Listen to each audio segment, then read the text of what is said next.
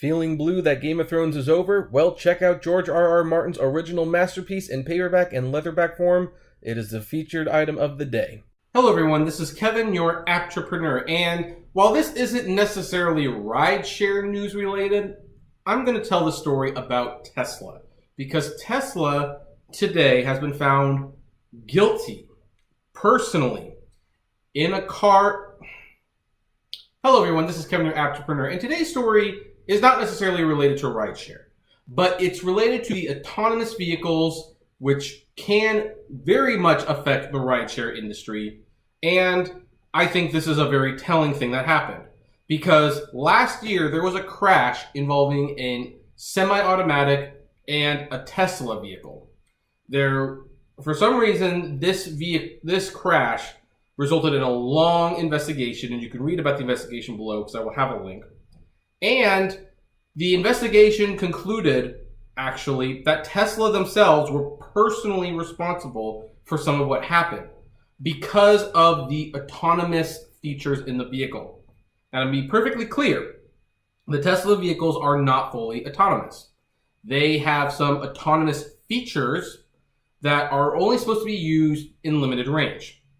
But apparently, the whole limited range thing is what caused the problem, because it wasn't very limited at all. In fact, apparently the driver was allowed to use these autonomous features much, much longer than he was supposed to.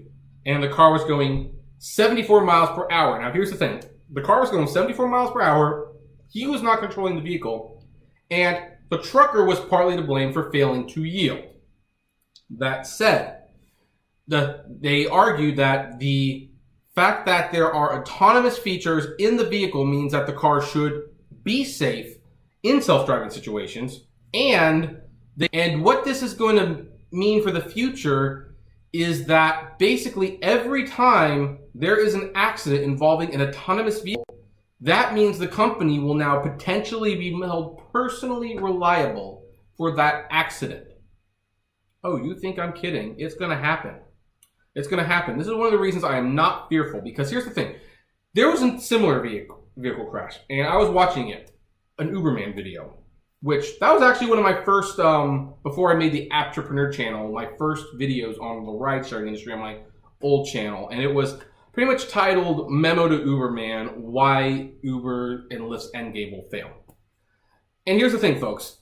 I want to state this right now, that while I disagreed with him on this, and I still disagree with him on this does not mean he is a bad person, nor does that mean I dislike him personally. This is just a situation we happen to disagree on. In that video, he argued that in regards to the crash where an autonomous vehicle crashed with the driver who was in a car, who was actually driving the car, that the story actually looked better for the autonomous vehicle because it was the driver who caused the crash, not the autonomous vehicle. The autonomous vehicle was perfectly following the rules. But of course, I argued that no, that is not the case, because an autonomous vehicle is supposed to be able to predict behavior like this, and it can't. And that's going to be a detriment.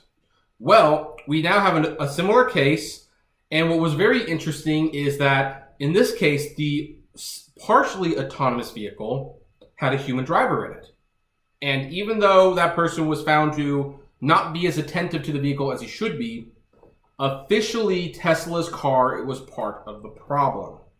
Which means that with this precedent, this being set into motion, if the vehicles cannot react to human behavior, it's the car's fault. And if no one's driving the car, then it's the company's fault.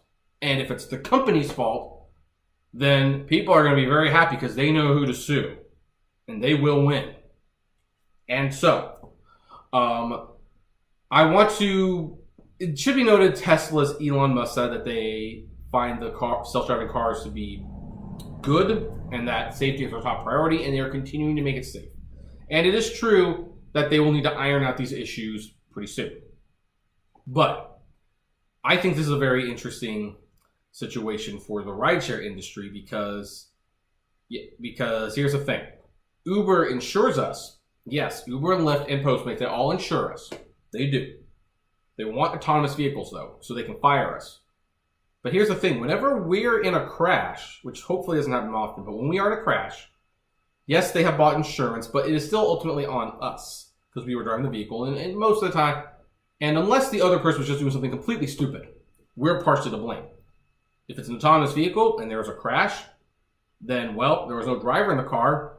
So whatever company the car belonged to, well, they're the ones who are at fault now. I think Uber's lawsuits will widen and deepen, especially while they're trying to figure it out how to work this properly. So, welcome to the future, Uber. It's what you want, right? But now I pass it on to you guys. What do you believe? Do you believe this signals that autonomous vehicles are actually going to be held more liable for any potential car crash in the future? Or do you think they're going to be fine? I'd love to know. Comment below. Like, favorite, share, subscribe. If you enjoy the videos I make, consider becoming a Patreon member for as little as $1 a month, or $5 a month will get you exclusive access to other videos. If you want to try driving for Uber yourself, there's a referral link below, and you will get a nice little bonus. And as always, flame responsibly. Have a good one.